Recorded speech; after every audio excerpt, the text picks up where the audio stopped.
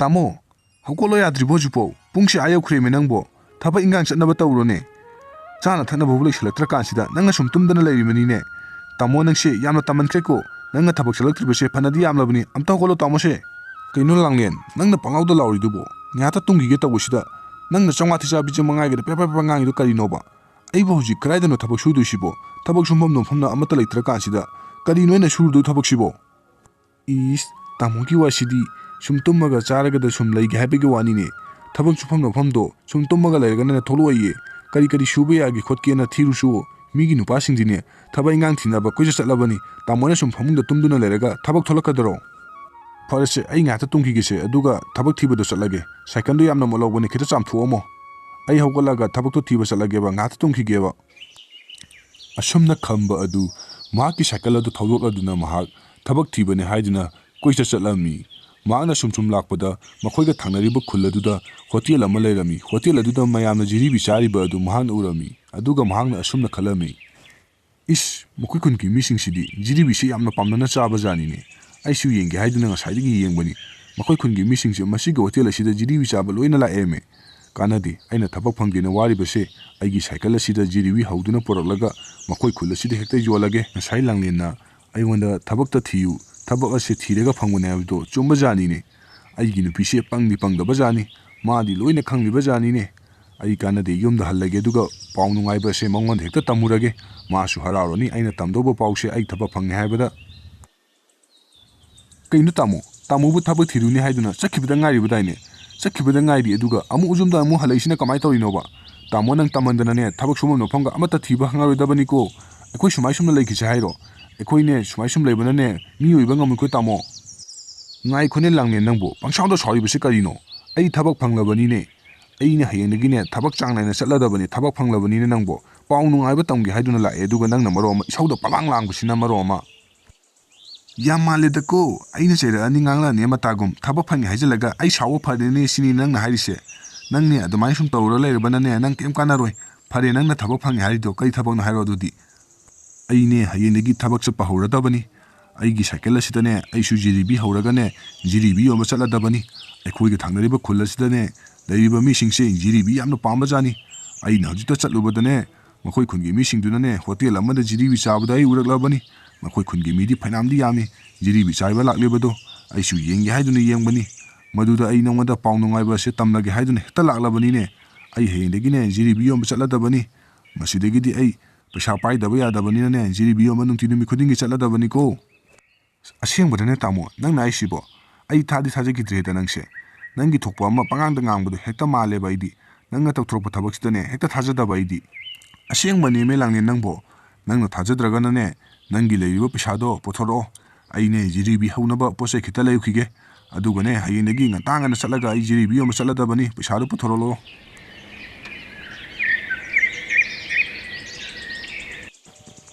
asumna mathangi numita khamba adu maki cycle aduda jiribi singa du hapladuna mahak yol masalami mayam jiribi yombalak cheriye jiribi yombalak cheriye jiribi ontona aukhreda itag jiribi se ekoi kunsida ngasina su hanba mali itawna laiche ontona aukre itaw aisu nan kaidi jiribi yom satteda ngasina hanbani yonbala aibusina koi kunsida sidagidine nakhoi kunsidane nungtinimi khudingi jiribi yomba laadabani itaw oi mayamne ataidigi chabironu aingondagi to chabiro itaw nabu akhoi kunsida jiribi yomba nungtinimi khudingi laabadine akhoi khungi misingse nongondagi loin charadabani makha thangbagi tato mangi dukandagi chaba jiribi se mayamna hautre haiduna hainarabani mamansu yamna tangkraba itaw sina hongsu hongi akhoi khungi misingse ahongba yamna pamani itaw ayengaidine khangangana lao itaw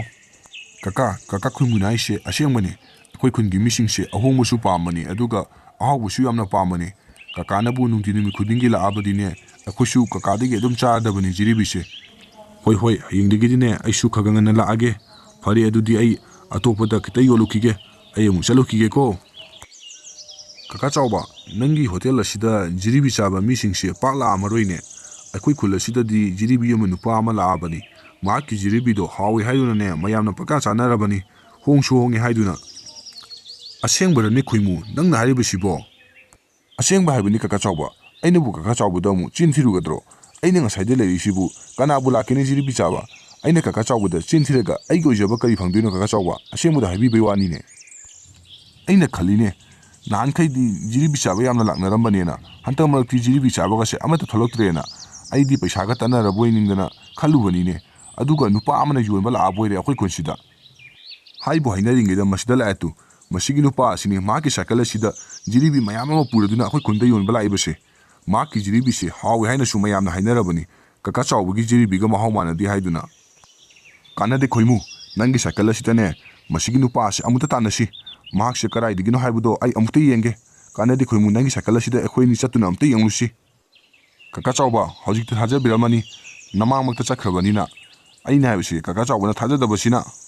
ꯀꯥꯟꯅꯗꯦ ꯈꯣꯏꯃꯨ ꯑꯃꯨꯛꯇ ꯕꯕ ꯇꯥꯟꯅ ꯁꯦꯝꯃꯦ ꯅꯪꯒꯤ ꯉꯁꯤꯒꯤ ꯖꯤꯔꯤꯕꯤ ꯆꯥꯕꯤꯒꯤ ꯄꯩꯁꯥꯗꯣ ꯑꯩ ꯑꯃꯠꯇ ꯂꯧꯔꯔꯣꯏꯒꯦꯕ ꯃꯁꯤꯒꯤ ꯅꯨꯄꯥ ꯑꯁꯤ ꯑꯃꯨꯛꯇ ꯃꯌꯨꯝ ꯐꯥꯎ ꯇꯥꯟꯅꯁꯤ ꯑꯗꯨꯒ ꯃꯍꯥꯛꯀꯤ ꯃꯌꯨꯝꯗꯣ ꯀꯗꯥꯏꯗꯅꯣ ꯍꯥꯏꯕꯗꯣ ꯑꯝꯇ ꯈꯪꯇꯣꯛꯎꯁꯤ ꯑꯁꯨꯝꯅ ꯈꯝꯕ ꯑꯗꯨ ꯃꯍꯥꯛꯀꯤ ꯁꯥꯏꯀꯜ ꯑꯗꯨ ꯊꯧꯔꯗꯨꯅ ꯃꯌꯨꯝ ꯃꯀꯩ ꯄꯥꯡꯅ ꯍꯜꯂꯛꯂꯝꯃꯤ ꯁꯣꯝꯗꯅ ꯈꯣꯏꯃꯨꯒ ꯆꯥꯎꯕꯒ ꯑꯗꯨ ꯈꯝꯕꯒꯤ ꯃꯇꯨꯡꯗ ꯇꯨꯃꯤꯟꯅ ꯏꯟꯅꯔꯛꯂꯝꯃꯤ ꯈꯣꯏꯃꯨ ꯅꯪꯕꯨ ꯈꯔ ꯀꯟꯅ ꯊꯧꯑꯣꯃꯤ ꯈꯪꯍꯧꯗꯕ ꯇꯥꯔꯦꯃꯤ ꯃꯌꯨꯝꯗꯣ ꯀꯀꯥ ꯆꯥꯎꯕ ꯍꯟꯅꯕ ꯇꯧꯔꯁꯤ ꯆꯨꯝꯁꯨ ꯈꯪꯉꯕꯅꯤꯅ ꯃꯤ ꯊꯣꯛꯂꯛꯂꯒ ꯑꯃꯨꯛ ꯀꯔꯤ ꯀꯔꯤꯅꯣ ꯕꯥꯞ ꯂꯥꯟꯅ ꯈꯟꯈꯤꯕ ꯇꯥꯔꯦ ꯍꯣꯏ ꯍꯟꯅꯕ ꯇꯧꯔꯁꯤ ꯃꯥꯅꯅꯦ ꯀꯌꯥꯝ ꯀꯨꯏꯅ ꯑꯩꯈꯣꯏ ꯈꯨꯟꯗ ꯖꯤꯔꯤꯕꯤ ꯌꯣꯟꯕ ꯂꯥꯛꯄ ꯉꯝꯕꯒꯦ ꯍꯥꯏꯕꯗꯣ ꯌꯦꯡꯕ ꯇꯥꯔꯦꯗꯅ ꯍꯣꯔꯦꯟ ꯅꯨꯡꯗꯥꯡꯗꯤ ꯈꯣꯏꯃꯨ ꯅꯪꯅ ꯑꯩꯒꯤ ꯃꯇꯦꯡ ꯈꯔ ꯄꯥꯡꯉꯣ ꯃꯥꯅ ꯑꯩꯈꯣꯏ ꯈꯨꯜ ꯑꯁꯤꯗ ꯀꯌꯥꯝ ꯀꯨꯏꯅ ꯖꯤꯔꯤꯕꯤ ꯌꯣꯟꯕ ꯂꯥꯛꯄ ꯉꯝꯕꯒꯦ ꯍꯥꯏꯕꯗꯣ ꯌꯦꯡꯕ ꯇꯥꯔꯦꯗꯅ ꯃꯍꯥꯛꯀꯤ ꯁꯥꯏꯀꯜ ꯑꯗꯣ ꯍꯣꯔꯦꯟ ꯅꯨꯡꯗꯥꯡ ꯑꯩꯈꯣꯏ ꯑꯅꯤ ꯆꯠꯂꯒ ꯑꯃꯨꯛꯇ ꯊꯨꯗꯦꯛꯎꯁꯤ ꯀꯀꯥ ꯃꯗꯨꯒꯤ ꯊꯕꯛꯇꯣ ꯇꯧꯒꯨꯝꯁꯤꯗ ꯃꯤꯒꯤ ꯁꯥꯏꯀꯜꯗꯣ ꯊꯨꯗꯦꯛꯑꯒ ꯀꯩꯗꯧꯗꯣꯏꯅꯣ ꯀꯀꯥ ꯃꯤꯁꯨ ꯍꯤꯡꯅꯕꯅꯤ ꯍꯥꯏꯗꯨꯅ ꯌꯣꯟꯕ ꯂꯥꯛꯆꯔꯤꯕꯅꯤ ꯀꯀꯥ ꯃꯗꯨꯒꯤ ꯊꯕꯛꯇꯣ ꯇꯧꯒꯨꯝꯁꯤ ꯀꯀꯥ ꯑꯩꯗꯤ ꯀꯀꯥꯅ ꯆꯨꯝꯅ ꯁꯨꯝ ꯃꯌꯨꯝ ꯈꯪꯅꯤꯡꯕꯣꯏ ꯅꯤꯡꯗꯅ ꯆꯠꯂꯤꯕꯣꯏ ꯅꯤꯡꯉꯦ ꯑꯗꯨꯒ ꯀꯀꯥꯗꯤ ꯐꯠꯇꯅ ꯈꯜꯂꯒ ꯆꯠꯂꯤꯕꯣꯏꯔꯦ ꯈꯣꯏꯃꯨ ꯅꯪ ꯑꯩꯅ ꯍꯥꯏꯕꯁꯤ ꯌꯥꯎ ꯅꯪꯅ ꯑꯌꯨꯛ ꯈꯨꯗꯤꯡꯒꯤ ꯑꯩꯒꯤ ꯗꯨꯀꯥꯟꯗꯒꯤ ꯖꯤꯔꯤꯕꯤ ꯆꯥꯕꯒꯤ ꯄꯩꯁꯥꯗꯣ ꯑꯩ ꯂꯧꯔꯣꯏ ꯑꯩꯅ ꯍꯥꯏꯕꯁꯤ ꯌꯥꯔꯕꯗꯤ ꯃꯍꯥꯛꯀꯤ ꯁꯥꯏꯀꯜ ꯑꯗꯣ ꯑꯃꯨꯛꯇ ꯊꯨꯗꯦꯛꯎꯁꯤ ꯐꯔꯦ ꯀꯀꯥ ꯀꯀꯥꯅ ꯌꯥꯗ꯭ꯔꯕꯅꯤꯅꯅꯦ ꯀꯀꯥꯒꯤ ꯏꯄꯥꯟꯗꯤꯗꯣ ꯆꯠꯃꯤꯟꯅꯔꯁꯤ ꯑꯗꯣ ꯑꯩ ꯌꯥꯎꯋꯦ ꯀꯥꯗꯤ ꯈꯪꯍꯜꯂꯛꯀꯅꯨꯀꯣ ꯀꯀꯥ ꯃꯤꯅ ꯍꯌꯦꯡ ꯈꯪꯉꯛꯑꯀꯥꯟꯗ ꯈꯣꯏꯃꯨ ꯑꯩꯅꯅꯦ ꯅꯪꯉꯣꯟꯗ ꯀꯔꯤꯝꯇ ꯆꯦꯟꯅꯍꯜꯂꯣꯏ ꯆꯠꯃꯤꯟꯅꯔꯨꯁꯤ ꯅꯪꯒꯤ ꯁꯥꯏꯀꯜ ꯑꯁꯤꯗ ꯀꯅꯥꯝꯇꯅꯅꯦ ꯈꯪꯒꯗꯕꯁꯨ ꯅꯠꯇꯦ ꯅꯪꯅꯦ ꯀꯔꯤꯝꯇ ꯌꯥꯎꯗ꯭ꯔꯕꯁꯨ ꯌꯥꯏ ꯅꯪꯒꯤ ꯁꯥꯏꯀꯜꯁꯦ ꯄꯨꯊꯣꯔꯛꯑꯣ ꯑꯗꯨꯒ ꯑꯩꯈꯣꯏ ꯑꯅꯤ ꯍꯣꯔꯦꯟ ꯆꯠꯂꯨꯔꯁꯤ ꯐꯔꯦ ꯀꯀꯥ ꯑꯗꯨꯗꯤ ꯑꯩ ꯑꯃꯨꯛ ꯆꯠꯂꯨꯈꯤꯒꯦ ꯍꯣꯔꯦꯟ ꯅꯨꯡꯗꯥꯡꯗꯣ ꯀꯀꯥꯒꯤ ꯌꯨꯝꯗ ꯍꯦꯛꯇ ꯂꯥꯛꯑꯒꯦ ꯑꯩ ꯑꯗꯨꯒ ꯄꯨꯟꯅ ꯆꯠꯃꯤꯟꯅꯔꯁꯤ ꯀꯀꯥ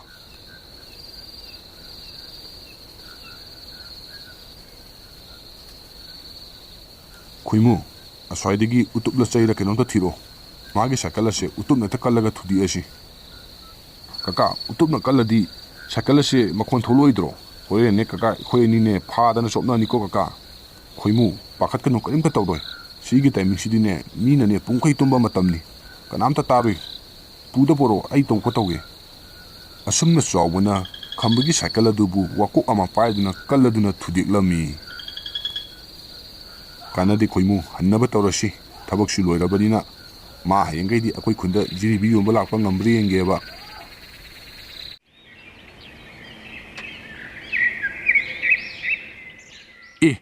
ꯑꯩꯒꯤ ꯁꯥꯏꯀꯜꯁꯤꯗꯤ ꯂꯣꯏꯅ ꯊꯨꯗꯦꯛꯑꯃꯦꯅ ꯇꯧꯔꯤꯁꯤꯗꯤ ꯑꯩꯅ ꯍꯟꯇꯛ ꯃꯔꯛ ꯁꯥꯏꯀꯜ ꯑꯁꯤꯗ ꯖꯤꯔꯤꯕꯤ ꯌꯣꯟꯕ ꯈꯔ ꯆꯠꯄꯁꯤꯗ ꯃꯈꯣꯏꯅ ꯀꯜꯂꯛꯇꯅ ꯊꯨꯗꯦꯛꯑꯝꯃꯤꯕ ꯁꯣꯏ ꯑꯣꯏꯔꯝꯒꯅꯤ ꯀꯅꯥꯅꯕꯨ ꯇꯧꯔꯤꯕꯖꯥꯠꯅꯣꯅꯦ ꯂꯥꯡꯂꯦꯟ ꯇꯥꯕ꯭ꯔꯣ ꯑꯃꯨꯛꯇ ꯊꯣꯛꯂꯛꯎꯅꯦ ꯃꯄꯥꯟꯗ ꯑꯩꯒꯤ ꯁꯥꯏꯀꯜꯁꯦ ꯂꯣꯏꯅ ꯊꯨꯗꯦꯛꯑꯝꯃꯦꯅꯦ ꯀꯔꯝꯕ ꯃꯤꯅꯣꯕ ꯇꯥꯃꯣꯒꯤ ꯁꯥꯏꯀꯜ ꯑꯁꯤ ꯊꯨꯗꯦꯛꯑꯝꯃꯤꯕꯁꯤꯕꯨ ꯑꯩꯈꯣꯏꯗꯤ ꯉꯔꯥꯡ ꯑꯃꯠꯇ ꯇꯥꯍꯧꯗ꯭ꯔꯦꯅ ꯇꯧꯔꯤꯁꯤ ꯇꯥꯃꯣ ꯀꯅꯥꯅꯕꯨ ꯇꯧꯔꯤꯕꯖꯥꯠꯅꯣ ꯍꯟꯇꯛ ꯃꯔꯛ ꯇꯥꯃꯣꯅꯒ ꯊꯕꯛ ꯈꯔ ꯆꯠꯄꯁꯤꯗ ꯃꯈꯣꯏꯅ ꯀꯜꯂꯛꯇꯅ ꯇꯧꯔꯤꯕ ꯁꯣꯏꯗꯅ ꯑꯣꯏꯔꯝꯒꯅꯤ ꯑꯗꯣ ꯇꯥꯃꯣ ꯍꯧꯖꯤꯛꯇꯤ ꯀꯃꯥꯏꯅ ꯇꯧꯒꯅꯤ ꯁꯥꯏꯀꯜꯁꯨ ꯇꯦꯛꯑꯕꯅꯤꯅ ꯖꯤꯔꯤꯕꯤ ꯌꯣꯟꯕ ꯆꯠꯄꯁꯤ ꯇꯣꯛꯄ ꯇꯥꯔꯦꯅꯦ ꯇꯥꯃꯣ ꯀꯩꯗꯧꯕꯒꯤ ꯇꯣꯛꯇꯣꯏꯅꯣ ꯑꯩ ꯈꯣꯡꯅ ꯑꯣꯏꯔꯕꯁꯨ ꯆꯠꯀꯅꯤ ꯀꯔꯝꯕ ꯃꯤꯅꯣ ꯈꯪꯗꯦꯕ ꯃꯤꯅ ꯇꯧꯕ ꯊꯕꯛꯇ ꯑꯁꯨꯛ ꯌꯥꯝꯅ ꯀꯜꯂꯛꯏꯕꯁꯦ ꯐꯔꯁꯦ ꯑꯗꯣ ꯅꯪ ꯖꯤꯔꯤꯕꯤ ꯍꯧꯕꯗꯤ ꯂꯣꯏꯔꯝꯃꯕ ꯅꯠꯇ꯭ꯔꯣ ꯑꯩ ꯆꯠꯅꯕ ꯇꯧꯔꯒꯦ ꯈꯣꯡꯅ ꯍꯦꯛꯇ ꯆꯠꯈ꯭ꯔꯒꯦ ꯖꯤꯔꯤꯕꯤ ꯍꯧꯕꯕꯨꯗꯤ ꯂꯣꯏꯔꯝꯃꯕꯅꯦ ꯇꯥꯃꯣ ꯑꯗꯨꯗ ꯇꯥꯃꯣꯅ ꯈꯣꯡꯅ ꯆꯠꯀꯅꯤ ꯍꯥꯏꯕꯁꯦ ꯋꯥꯔꯣꯏꯗ꯭ꯔꯣ ꯇꯥꯃꯣ ꯊꯣꯛꯀꯦ ꯇꯣꯛꯑꯣꯗ ꯇꯥꯃꯣ ꯀꯩꯗꯧꯕꯒꯤ ꯋꯥꯗꯣꯏꯅꯣ ꯀꯩꯁꯨ ꯌꯥꯝꯅ ꯂꯥꯞꯄꯁꯨ ꯅꯠꯇꯕꯁꯤꯕꯨ ꯑꯩ ꯈꯣꯡꯅ ꯍꯦꯛꯇ ꯆꯠꯈ꯭ꯔꯒꯦ ꯑꯗꯨꯗꯤ ꯂꯥꯡꯂꯦꯟ ꯑꯩ ꯑꯃꯨꯛ ꯆꯠꯂꯨꯈꯤꯒꯦꯀꯣ ꯍꯣꯔꯦꯟ ꯆꯥꯛ ꯏꯁꯤꯡꯒꯗꯣ ꯐꯖꯅ ꯊꯣꯡꯉꯝꯃꯣ ꯑꯗꯣ ꯉꯁꯤꯗꯤ ꯀꯥꯡꯁꯣꯏ ꯍꯦꯛꯇ ꯊꯣꯡꯉꯣ ꯉꯔꯥꯡ ꯅꯨꯡꯗꯥꯡꯁꯨ ꯊꯥꯎ ꯆꯥꯁꯟꯕꯅꯤꯅ ꯄꯨꯛꯁꯤ ꯏꯅꯨꯡ ꯅꯨꯡꯉꯥꯏꯇꯦ ꯑꯩ ꯑꯃꯨꯛ ꯆꯠꯂꯨꯈꯤꯒꯦꯀꯣ ꯇꯥꯃꯣ ꯆꯠꯂꯨꯔꯅꯨ ꯀꯩꯗꯧꯔꯒꯦ ꯄꯩꯁꯥ ꯈꯔ ꯂꯩꯕꯗꯨꯅ ꯍꯣꯔꯦꯟ ꯁꯥꯏꯀꯜ ꯑꯃ ꯂꯩꯔꯣ ꯑꯗꯨꯒ ꯍꯌꯦꯡꯗꯒꯤ ꯆꯠꯂꯣ ꯀꯩꯗꯧꯔꯒꯦ ꯉꯁꯤꯒꯤꯗꯤ ꯂꯦꯞꯊꯣꯛꯑꯣ ꯇꯥꯃꯣ ꯁꯥꯏꯀꯜꯗꯨꯗꯤ ꯑꯩꯅ ꯍꯣꯔꯦꯟ ꯍꯜꯂꯛꯑꯀꯥꯟꯗ ꯕꯖꯥꯔꯗ ꯆꯠꯂꯒ ꯂꯩꯔꯒꯦ ꯑꯩ ꯉꯁꯤꯗꯤ ꯆꯠꯇꯕ ꯌꯥꯗꯦ ꯑꯗꯨꯅ ꯈꯣꯡꯅ ꯍꯦꯛꯇ ꯆꯠꯈ꯭ꯔꯒꯦ ꯑꯩꯅ ꯉꯁꯤ ꯆꯠꯇ꯭ꯔꯕꯗꯤ ꯑꯩꯉꯣꯟꯗꯒꯤ ꯆꯥꯔꯤꯕꯁꯤꯡꯗꯣ ꯃꯤꯉꯣꯟꯗꯒꯤ ꯂꯣꯏꯅ ꯆꯥꯈꯤꯗꯧꯔꯤꯕꯅꯤ ꯑꯗꯣ ꯅꯪ ꯆꯥꯛ ꯏꯁꯤꯡꯒ ꯐꯖꯅ ꯊꯣꯡꯉꯒ ꯂꯩꯔꯝꯃꯣ ꯑꯁꯨꯝꯅ ꯈꯝꯕ ꯑꯗꯨ ꯃꯈꯣꯡꯅ ꯑꯣꯏꯅ ꯖꯤꯔꯤꯕꯤ ꯌꯣꯟꯕ ꯑꯗꯨ ꯂꯥꯛꯂꯝꯃꯤ ꯃꯍꯥꯛꯅ ꯆꯥꯎꯕꯒꯤ ꯗꯨꯀꯥꯟ ꯑꯗꯨ ꯐꯥꯎꯔꯗꯨꯅ ꯖꯤꯔꯤꯕꯤ ꯌꯣꯟꯕ ꯆꯠꯄ ꯑꯗꯨ ꯆꯥꯎꯕꯅ ꯎꯔꯝꯃꯤ ꯑꯗꯨꯒ ꯆꯥꯎꯕꯅ ꯑꯁꯨꯝꯅ ꯍꯥꯏꯔꯝꯃꯤ ꯑꯦ ꯃꯁꯤꯒꯤ ꯅꯨꯄꯥ ꯑꯁꯤꯗꯤ ꯑꯉꯛꯄꯅꯤꯅꯦ ꯑꯩꯅ ꯃꯥꯕꯨ ꯖꯤꯔꯤꯕꯤ ꯌꯣꯟꯕ ꯂꯥꯛꯇꯅꯕꯅꯤ ꯍꯥꯏꯗꯨꯅ ꯃꯍꯥꯛꯀꯤ ꯁꯥꯏꯀꯜ ꯑꯗꯨꯕꯨ ꯊꯨꯗꯦꯛꯑꯝꯃꯤ ꯑꯗꯨꯒ ꯃꯍꯥꯛꯇꯤ ꯃꯈꯣꯡꯅ ꯍꯦꯛꯇ ꯂꯥꯛꯑꯦꯝꯃꯤ ꯑꯁꯨꯛ ꯁꯥꯡꯈ꯭ꯔꯕ ꯂꯝꯐꯦꯜ ꯑꯁꯤꯕꯨ ꯃꯈꯣꯡꯅ ꯂꯥꯛꯑꯒ ꯖꯤꯔꯤꯕꯤ ꯌꯣꯟꯕ ꯂꯥꯛꯄ ꯉꯝꯃꯤꯕ ꯃꯍꯥꯛꯁꯤ ꯑꯉꯛꯄꯅꯤꯍꯦ ꯑꯁꯨꯝꯅ ꯈꯝꯕ ꯑꯗꯨ ꯂꯝꯕꯦꯟ ꯁꯥꯡꯅ ꯂꯥꯛꯄꯅ ꯃꯔꯝ ꯑꯣꯏꯔꯗꯨꯅ ꯃꯍꯥꯛ ꯋꯥꯔꯗꯨꯅ ꯎ ꯑꯃꯒꯤ ꯃꯈꯥꯗ ꯐꯝꯗꯨꯅ ꯄꯣꯊꯥꯔꯝꯃꯤ ꯑꯁ ꯋꯥꯕꯅꯁꯨ ꯌꯥꯗ꯭ꯔꯦ ꯅꯍꯥꯟꯈꯩꯗꯤ ꯁꯥꯏꯀꯜꯗ ꯂꯥꯛꯄꯅꯤꯅ ꯈꯔ ꯐꯩ ꯉꯁꯤꯗꯤ ꯈꯣꯡꯅ ꯂꯥꯛꯄꯅꯤꯅ ꯋꯥꯕꯅꯁꯨ ꯌꯥꯗ꯭ꯔꯦ ꯃꯁꯤꯒꯤ ꯎ ꯑꯁꯤꯒꯤ ꯃꯔꯨꯝ ꯑꯁꯤꯗ ꯉꯥꯛꯇ ꯄꯣꯊꯥꯈꯤꯒꯦ ꯑꯦ ꯀꯔꯤꯅꯣ ꯏꯇꯥꯎꯗꯤ ꯁꯤꯗ ꯑꯣꯏꯅ ꯖꯤꯔꯤꯕꯤ ꯌꯣꯟꯗꯨꯅ ꯂꯩꯔꯝꯃꯤꯁꯤꯅ ꯅꯍꯥꯟꯈꯩꯗꯤ ꯁꯥꯏꯀꯜꯗ ꯌꯣꯟꯕ ꯂꯥꯛꯇꯨꯅ ꯀꯣꯏꯆꯠ ꯆꯠꯇꯨꯅ ꯌꯣꯜꯂꯝꯕ ꯇꯥꯏꯅꯦ ꯑꯗꯨꯒ ꯉꯁꯤꯅ ꯏꯇꯥꯎꯅ ꯃꯐꯝ ꯑꯁꯤꯗ ꯐꯝꯗꯨꯅ ꯂꯩꯔꯝꯃꯤꯕꯁꯤ ꯀꯔꯤꯒꯤꯅꯣ ꯏꯇꯥꯎ ꯑꯩꯅ ꯍꯦꯛ ꯖꯤꯔꯤꯕꯤ ꯌꯣꯟꯕ ꯂꯥꯛꯂꯤꯕ ꯁꯥꯏꯀꯜ ꯑꯗꯣ ꯉꯔꯥꯡ ꯅꯨꯃꯤꯗꯥꯡ ꯃꯤꯅ ꯊꯨꯗꯦꯛꯑꯝꯃꯦꯅꯦ ꯏꯇꯥꯎ ꯑꯩꯅ ꯅꯈꯣꯏ ꯈꯨꯜ ꯑꯁꯤꯗ ꯖꯤꯔꯤꯕꯤ ꯌꯣꯟꯕ ꯍꯦꯛ ꯆꯠꯄꯁꯤꯗꯅꯦ ꯑꯩꯈꯣꯏ ꯈꯨꯟꯒꯤ ꯃꯤꯁꯤꯡꯁꯦ ꯃꯕꯨꯛꯇ ꯌꯦꯛꯄꯗ ꯀꯔꯤꯅꯣ ꯑꯩꯅ ꯇꯧꯕ ꯊꯕꯛꯁꯦ ꯌꯥꯝꯅ ꯌꯦꯡꯁꯤꯜꯂꯤ ꯏꯇꯥꯎ ꯁꯥꯏꯀꯜ ꯑꯗꯨꯕꯨ ꯃꯈꯣꯏꯅ ꯊꯨꯗꯦꯛꯑꯒ ꯊꯝꯃꯝꯃꯤꯕꯅꯤꯅꯦ ꯏꯇꯥꯎ ꯀꯔꯤ ꯍꯥꯏꯕ ꯏꯇꯥꯎꯒꯤ ꯁꯥꯏꯀꯜꯗꯣ ꯉꯔꯥꯡ ꯊꯨꯗꯦꯛꯑꯝꯃꯦꯕ ꯑꯩꯈꯣꯏ ꯃꯤꯑꯣꯏꯕꯅ ꯈꯜꯂꯤꯕ ꯋꯥꯈꯜꯁꯤꯕꯨ ꯀꯔꯤꯅꯣꯅꯦ ꯏꯇꯥꯎꯒꯤ ꯁꯥꯏꯀꯜ ꯑꯗꯨꯕꯨ ꯊꯨꯗꯦꯛꯄꯒꯤ ꯃꯍꯨꯠꯇ ꯃꯈꯣꯏꯁꯨ ꯏꯇꯥꯎꯅ ꯍꯣꯠꯅꯔꯤꯕ ꯁꯨꯃꯥꯏꯅ ꯍꯣꯠꯅꯕꯗꯤ ꯌꯥꯗꯕ꯭ꯔꯣ ꯃꯈꯣꯏꯅ ꯅꯥꯇꯟꯗꯤ ꯇꯜꯂꯒ ꯃꯤꯅ ꯇꯧꯕ ꯊꯕꯛꯇ ꯑꯁꯨꯛꯌꯥꯝꯅ ꯀꯜꯂꯛꯏꯕꯁꯤ ꯀꯔꯤꯒꯤꯅꯣꯅꯦ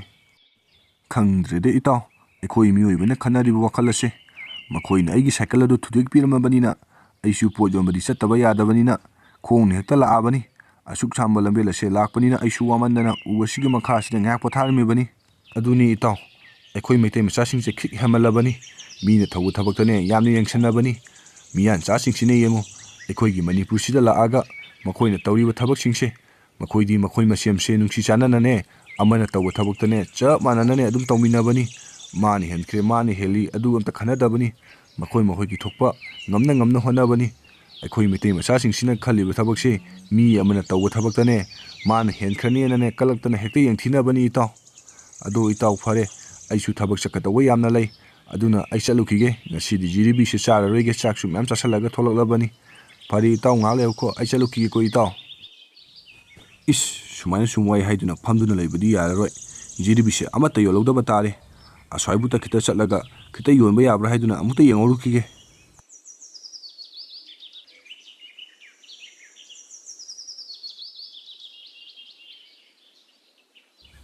ꯉꯁꯤꯗꯤ ꯖꯤꯔꯤꯕꯤꯁꯦ ꯑꯃꯠꯇ ꯁꯤꯠꯇꯧꯕ ꯃꯥꯟꯗ꯭ꯔꯦ ꯃꯤꯐꯠꯇꯁꯤꯡꯗꯨꯅꯅꯦ ꯁꯥꯏꯀꯜ ꯑꯗꯨ ꯍꯦꯛ ꯊꯨꯗꯦꯛꯄꯗꯒꯤ ꯊꯣꯛꯏꯕ ꯉꯥꯛꯇꯅꯤ ꯉꯁꯥꯏꯅꯅꯦ ꯉꯟꯅ ꯁꯥꯏꯀꯜ ꯑꯗꯨ ꯌꯥꯎꯔꯝꯕ ꯇꯥꯔꯒꯗꯤ ꯐꯠ ꯆꯠꯂꯒ ꯌꯣꯜꯍꯧ ꯌꯥꯕꯅꯤ ꯍꯧꯖꯤꯛꯇꯤ ꯄꯨꯡꯁꯨ ꯌꯧꯈ꯭ꯔꯦ ꯖꯤꯔꯤꯕꯤꯁꯤꯡꯁꯦ ꯁꯤꯠꯇꯧꯕ ꯃꯥꯟꯁꯤꯜꯂꯛꯇ꯭ꯔꯦꯗ ꯇꯧꯔꯤꯁꯦ ꯑꯁꯨꯝꯅ ꯈꯝꯕ ꯑꯗꯨ ꯃꯍꯥꯛꯀꯤ ꯖꯤꯔꯤꯕꯤ ꯑꯗꯨ ꯁꯤꯠꯇꯕꯗꯒꯤ ꯃꯍꯥꯛ ꯋꯥꯈꯜ ꯅꯨꯡꯉꯥꯏꯇꯅ ꯑꯁꯨꯝ ꯂꯥꯛꯂꯝꯃꯤ ꯃꯍꯥꯛꯅ ꯂꯥꯛꯄꯒꯤ ꯂꯝꯕꯦꯜ ꯑꯗꯨꯗ ꯈꯣꯏꯃꯨꯒ ꯃꯈꯣꯏ ꯑꯅꯤꯁꯨ ꯊꯦꯡꯅꯔꯝꯃꯤ ꯀꯀꯥ ꯑꯩ ꯋꯥ ꯑꯝꯇ ꯍꯥꯏꯒꯦꯕ ꯑꯗꯣ ꯑꯩꯅ ꯍꯥꯏꯒꯗꯕ ꯋꯥꯁꯦ ꯀꯀꯥꯒꯤ ꯋꯥꯅꯤꯀꯣ ꯑꯗꯣ ꯀꯀꯥꯗ ꯑꯩꯅ ꯋꯥꯁꯦ ꯍꯥꯏꯕ ꯂꯣꯏꯔꯒ ꯀꯀꯥꯒꯤ ꯖꯤꯔꯤꯕꯤꯗꯣ ꯑꯩꯉꯣꯟꯗ ꯐ꯭ꯔꯤꯗ ꯄꯤꯖꯒꯗ꯭ꯔꯥ ꯍꯥꯏꯌꯨ ꯀꯀꯥ ꯍꯣꯏꯅꯦ ꯖꯤꯔꯤꯕꯤꯁꯤꯕꯨꯗꯤ ꯑꯩꯅ ꯅꯉꯣꯟꯗ ꯐ꯭ꯔꯤꯗ ꯄꯤꯖꯔꯒꯦꯅꯦ ꯑꯗꯣ ꯀꯔꯤ ꯋꯥꯅꯣꯅꯦ ꯅꯪꯅ ꯑꯩꯒꯤꯅꯦ ꯍꯥꯏꯁꯤꯕꯣ ꯀꯔꯤ ꯋꯥꯅ ꯍꯥꯏꯌꯨ ꯇꯥꯒꯦꯅꯦ ꯑꯗꯨꯗꯤ ꯀꯀꯥꯅ ꯑꯩꯕꯨ ꯖꯤꯔꯤꯕꯤ ꯐ꯭ꯔꯤꯗ ꯄꯤꯖꯅꯤ ꯍꯥꯏꯔꯕꯅꯤꯅ ꯑꯁꯦꯡꯕ ꯋꯥꯗꯣ ꯍꯦꯛꯇ ꯍꯥꯏꯔꯛꯀꯦꯀꯣ ꯀꯀꯥꯅ ꯍꯦꯛ ꯖꯤꯔꯤꯕꯤ ꯌꯣꯟꯕ ꯂꯥꯛꯏꯕ ꯁꯥꯏꯀꯜ ꯑꯗꯣ ꯑꯩꯈꯣꯏ ꯈꯨꯟꯒꯤ ꯍꯣꯇꯦꯜ ꯐꯝꯕ ꯀꯀꯥ ꯆꯥꯎꯕꯅ ꯉꯔꯥꯡ ꯅꯨꯃꯤꯗꯥꯡ ꯊꯨꯗꯦꯛꯑꯝꯃꯤꯕꯅꯤ ꯀꯀꯥ ꯑꯁꯦꯡꯕꯔꯅꯦ ꯏꯕꯨꯡꯉꯣ ꯅꯪꯅ ꯍꯥꯏꯔꯤꯗꯨꯕꯨ ꯑꯗꯣ ꯅꯪꯗꯤ ꯃꯥꯅ ꯑꯩꯒꯤ ꯁꯥꯏꯀꯜ ꯑꯗꯨ ꯉꯔꯥꯡ ꯅꯨꯃꯤꯗꯥꯡ ꯊꯨꯗꯦꯛꯑꯝꯃꯤꯕꯅꯤ ꯍꯥꯏꯕꯗꯤ ꯅꯪꯗꯤ ꯀꯃꯥꯏꯅ ꯈꯪꯉꯤꯅꯣꯕ ꯑꯁꯦꯡꯕꯅꯤ ꯀꯀꯥ ꯑꯩꯅ ꯍꯥꯏꯔꯤꯁꯦ ꯉꯔꯥꯡ ꯀꯀꯥ ꯆꯥꯎꯕꯒ ꯑꯩꯒꯅꯦ ꯂꯥꯛꯃꯤꯟꯅꯔꯤꯁꯦ ꯑꯩꯗꯤ ꯃꯁꯤꯒꯨꯝꯕ ꯊꯕꯛꯁꯦ ꯇꯧꯒꯨꯝꯁꯦ ꯍꯥꯟꯅ ꯀꯀꯥ ꯆꯥꯎꯕꯗ ꯍꯥꯏꯕꯅꯤ ꯑꯗꯨꯗ ꯀꯀꯥ ꯆꯥꯎꯕꯅ ꯌꯥꯗꯗꯅ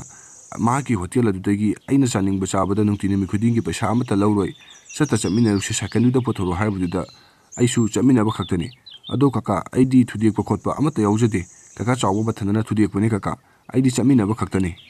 ꯑꯗꯣ ꯀꯀꯥ ꯋꯥꯁꯨ ꯍꯥꯏꯕ ꯂꯣꯏꯔꯕꯅꯤꯅ ꯀꯀꯥꯅ ꯖꯤꯔꯤꯕꯤ ꯄꯤꯖꯅꯤ ꯍꯥꯏꯕꯗꯣ ꯀꯗꯥꯏꯅꯣ ꯄꯤꯔꯣ ꯑꯩ ꯆꯥꯔꯒꯦ ꯀꯀꯥ ꯀꯔꯤ ꯇꯧꯕꯒꯤ ꯑꯩꯗꯤ ꯅꯉꯣꯟꯗ ꯖꯤꯔꯤꯕꯤ ꯄꯤꯖꯗꯣꯏꯕ ꯍꯥ ꯃꯤꯅ ꯐꯠꯇꯕ ꯊꯕꯛꯇꯨ ꯇꯧꯁꯤ ꯑꯆꯥꯄꯣꯠ ꯐ꯭ꯔꯤꯗ ꯈꯔ ꯄꯤꯖꯒꯦ ꯍꯥꯏꯔꯒ ꯌꯥꯔꯤꯕ ꯅꯪꯕꯨ ꯀꯔꯝꯕ ꯃꯈꯜꯒꯤ ꯃꯤꯅꯣ ꯀꯀꯥ ꯑꯩꯗꯤ ꯀꯀꯥꯒꯤ ꯁꯥꯏꯀꯜ ꯊꯨꯗꯦꯛꯄꯗꯣ ꯀꯩꯁꯨ ꯌꯥꯎꯖꯕ ꯅꯠꯇꯤꯌꯦ ꯑꯩꯗꯤ ꯀꯀꯥ ꯆꯥꯎꯕꯅ ꯆꯠꯃꯤꯟꯅꯔꯨꯁꯤ ꯍꯥꯏꯕꯗꯨꯗ ꯁꯨꯝ ꯂꯥꯛꯃꯤꯟꯅꯕ ꯈꯛꯇꯅꯤ ꯀꯀꯥ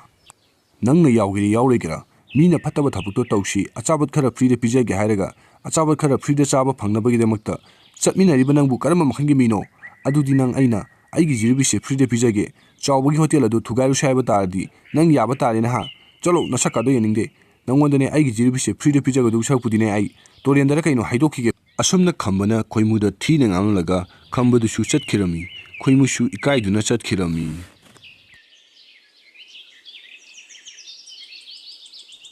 महाकना आइगी साइकल अदु थुदिएगा मखोइ खुल असिदा आइने जिरिबी योंबा लाक्तनबनि हाइदुना तौरिबनिने फै आइसु हजिक्ति थेला अमा लैरदुना महाकि मनाक थोइना होटेल मचा अमा फंबा तारेदना महाकना कैदौगे हाइबदो येंबा तारे असमना मतम खरा हौख्रबा तुंगदा खंबना थेला अमादा होटेल योनारीबा अचाथक कया अमा मयुमदगी सेमलदुना महाकना थोइबिगी होटेलगी नाखलदुदा नुंतिनुमि खुदिंगी योलगा लैरमी करिनो आइना हजिक तौगदौरिबसिबो अईगिदी हजिपो खुलांगा कौद्री अदुगा महाकिदी मयाम अमा योनख्रबनि तौरिसे अईसु अरेमगी मागी साइकल अदु हेक थुदी उइदा अईसु मागी साइकल अदु थुदिएगा खरा फगद्रा हाइदुना तौरुबबु अईंगोंदे हेना फिबम सोए तौरिसे अरेमगी अई मागी साइकल अदु हेक थुदी उइदा खंगब्रा नंगने ओना सिग्नबा हौरबनिना अईसु सिग्नबा ताबनि अईना होंना पोसे थादोबनिना नंग सोइदना सिलमनि नंग असुमना चावबना माकी पोट अदु सित्तबदगी मथा सादुना लैरिंगे तंजा अदुदा खोइमुसु लाक्लमनी कका चावबा कराइनो आइगी पिगदब सरुक पिरो आई चारगे ngai khoda khoimu nangi pijabadi laadana khulanga khabo kaudri po sitting ai sidamu nangonda kamaina pijadino khulanga kaurakanda hore wai pijage hore ngale ga lao kaka chawba nangi khulanga kobo kudaba po sipasitaba ai khangde aigi pijaban thokudo pijaw haibani kaka chawba nane pijaba nga moido boragadine aseng mosing do mongonda haidoga mongonda gi oina sajarujani ko kaka chawba yadi khoimu madugi ofamdo haidokpe yadi aine nangi pijaban thokudo pijarage ado nang madugi ofamdo mongonda haidokpe yadi ko असुमना खोइमुना खंबदा हाइदोक्तबा सारगा चावबदगी माकी चाबम थोकपा चाबोसिंग अदु साथोगा तुमिना चटखिरमी ओंथोकपनिदको आइसु मागी cycle से हेक थुदि उइदको मी हाइनबदु चुमी मीगी फतनबा कैदौनुदा खक तौगनु मीगी फतनबा तौरबदी नोंमा नत्रगा नोंमदी मदुगी fall सोइदना फंगनी हाइबदो आइना pot सित्रकांसिदा खोइमुना मरु अमा आइगी चाबोसिंग से फ्रीदा लोइना साथोइबनिदो नुंतिनमी खुदिंगी आई मतुंगदने मीगी फतनबा थबकसे अमुक खक तौगे हाइना खलरोय।